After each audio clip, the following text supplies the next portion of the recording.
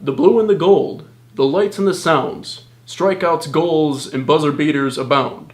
You've seen them in action, maybe you've seen them around. But do you know who they are when the curtain goes down? Come along with me, take a peek behind the scenes at faith, life, and sport, and what it all means. Learn their stories. It'll become clear as crystal that there's more to CU sports after the whistle. It's amazing to think that in a world where there are microchips that can store memory in the brain and almost self-driving cars and many other new technologies, that it still only takes one mosquito bite to change the life of not only one person but a family and a community.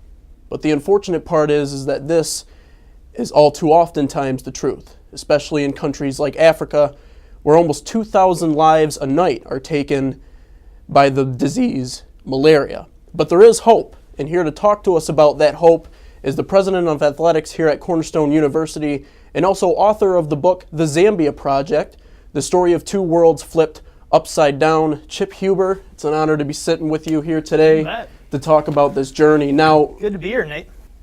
It's awesome to be sitting down in your office, man, and it's a lot of fun. It's been a long time coming. Now, my first question with you is where did your personal journey begin to stop malaria or help with the cause? Yeah, it actually started, believe it or not, with Bono from U2. I was listening to Bono talk at Wheaton College in 2002, and he kind of threw it out there. Hey, if the Church of Jesus Christ isn't concerned about, at that time, HIV/AIDS in sub-Saharan Africa, then maybe something's wrong and we're not really grasping what God's heart is in the scriptures. And so that spun me and honestly a bunch of students that I was working with at the time at a Christian high school in the Chicago area to explore that question a little bit more. We ended up responding to the HIV/AIDS issue at that point and doing a whole bunch of other work in a community in Zambia. Got to know that community, fell in love with it, and ultimately saw firsthand the impact of malaria. One of our first projects was to help fund a schoolhouse there. Did this community in Africa, never had a school before, and I got to know the headmaster of that school well. Well, his son passed away, during the time that we were in relationship from malaria. 17 years old, about to finish high school, contracted malaria and just physically couldn't defeat it. It ended up taking his life. So it became personal ultimately, and I think that's obviously what has driven the passion in me to help respond to that malaria crisis in a personal way.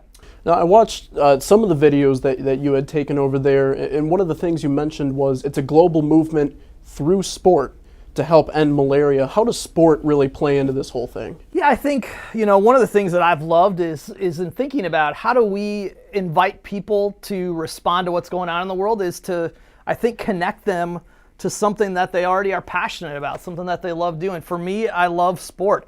In particular, when you think about sub-Saharan Africa, I love soccer, and soccer is massive and huge, and it's something that I've done a lot of in that community in sub-Saharan Africa. So it was kind of a natural idea to say, how do we leverage something in our culture that's so powerful, so important, like sport, so followed by so many people, to say, in the midst of that, let's use that attention, those resources, to help respond and make people aware of what's really going on in the world.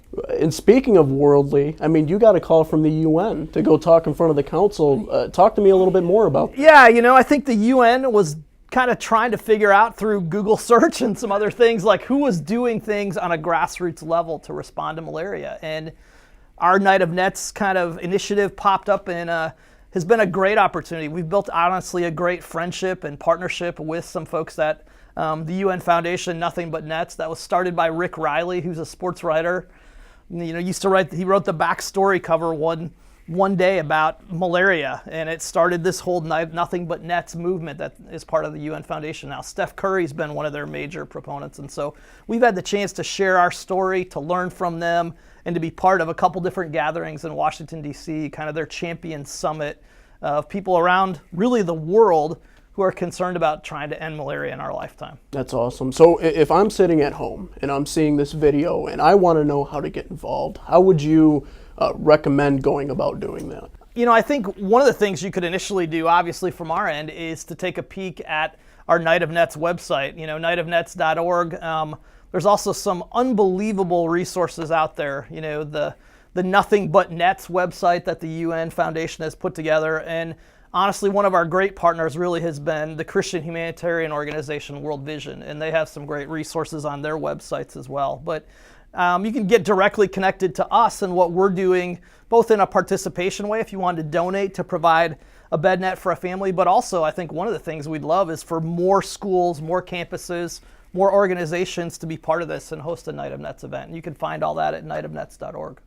As he mentioned, you can find it all at nightofnets.org. Come on out. It would be $6 for admissions, and that buys a net to save a life. So buy a ticket, buy a net, save a life. Thank you very much, Chip Huber, for sitting down with me. One quick note, if you want to go to the ZambiaProjectBook.com, Chip Huber has a book out called The Zambia Project, The Story of Two Worlds Flipped Upside Down. Chip, thank you very much for sitting down with me today.